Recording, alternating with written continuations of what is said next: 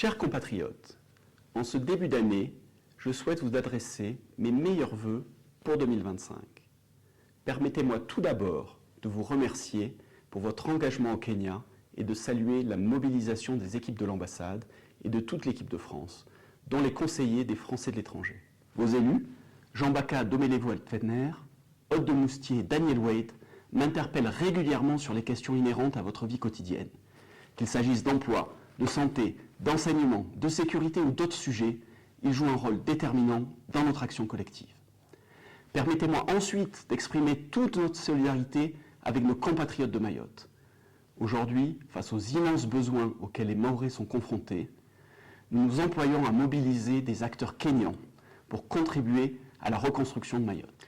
Permettez-moi enfin de partager quelques éléments marquants vous concernant pour cette année. Premièrement, avant toute chose, notre dispositif consulaire continue de s'adapter pour répondre au mieux à vos attentes. En 2025, des chantiers importants seront engagés afin de simplifier encore davantage vos démarches administratives.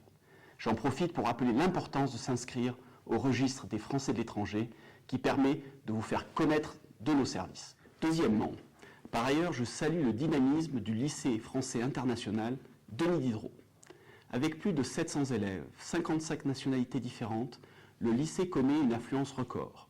Il s'agit d'une reconnaissance de ses qualités académiques et du bilinguisme, avec le baccalauréat français international, BFI, la participation à la simulation du modèle Nations Unies et la certification Cambridge. Je tiens à saluer l'engagement des enseignants, personnels et parents d'élèves qui le font vivre et participent à la promotion d'élèves citoyens ouverts sur le monde.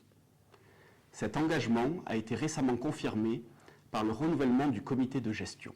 Par ailleurs, l'École française de Rwanda a engagé une procédure d'homologation auprès de l'Agence pour l'enseignement français. Elle viendra ainsi compléter l'offre de l'enseignement français à Nairobi.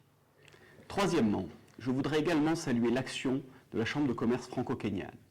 Première chambre d'Afrique de l'Est en termes de membres, elle accompagne quotidiennement les entreprises françaises dans leur développement local, aux côtés des conseillers du commerce extérieur de la France et des services et opérateurs de l'ambassade. Sa vitalité contribue grandement à la réalisation des projets que vous menez.